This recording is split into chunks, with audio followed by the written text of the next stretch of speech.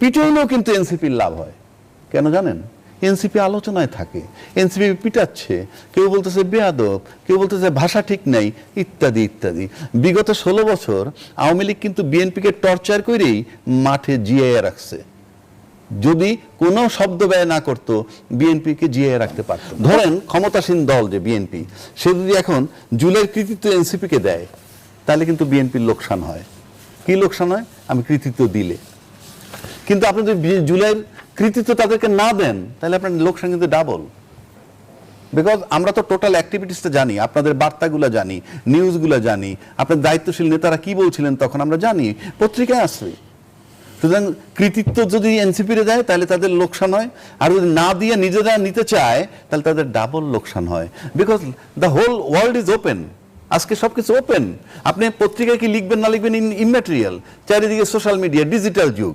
এইবার আসেন পিটাইলে কি হয়, পিটাইলে কি হয় সেটাই আসেন। পিটাইলেও কিন্তু এনসিপির লাভ হয়। কেন জানেন? এনসিপি আলোচনায় থাকে, এনসিপি পিটাচ্ছে, কেউ বলতেছে বেয়াদব, কেউ বলতেছে ভাষা ঠিক নাই, ইত্যাদি ইত্যাদি। বিগত 16 বছর আওয়ামী লীগ কিন্তু বিএনপিকে টর্চার করেই মাঠে জিয়াইয়া রাখছে। যদি কোনো শব্দ ব্যয় না করতো, বিএনপিকে জিয়াইয়া রাখতে পারতো না। তাহলে এনসিপি নেতাকর্মীরা কেউ কেউ কি আসলে আলোচনায় থাকতেই উস্কানিমূলক বক্তব্য দিচ্ছে? উস্কানিমূলক বক্তব্যের বিষয়, সে তো রাজনৈতিক বক্তব্য দিচ্ছে। যদি এটা আপনার কাছে উস্কানিমূলক হয়, এটা যদি কোনো আইনের ব্যত্যয় ঘটায়, কোনো আইন বিরোধী বইলে থাকে, go for action in accordance with law, there is law. আপনার আমি গালি দিব, এতে যদি আপনার মানানি হয়, কিংবা আপনার সাথে সম্পর্কে বাজে কথা বলবো, এটা যে আইনের ব্যত্যয় ঘটে, আইন আছে না? অফকোর্স আইন আছে। আপনি আইনে আনতে পারেন কিনা সেটা দেখেন। এখন আসেন, যদি তাদের বক্তব্য, নাসিরুদ্দিনের বক্তব্য, নাসিরুদ্দিন বেয়াদব, বাজে কথা বলে, এটাকে যদি আপনি আইনের আওতায় আনতে পারেন, বাধাটা কোথায় আপনার? যদি আপনি তা না আনতে পারেন, তাহলে তৃতীয় ব্যক্তিগত আক্রমণ কিংবা চরিত্র হরণ কি রাজনৈতিক বক্তব্যের অংশ হতে পারে? আমি তো সেটাই বলছি। যদি না হয় আপনি অ্যাকশনে যান না কেন? আপনি তো আইন দিয়ে যাবেন। Try to understand my point. আমি তার সাফাই গাচ্ছি না।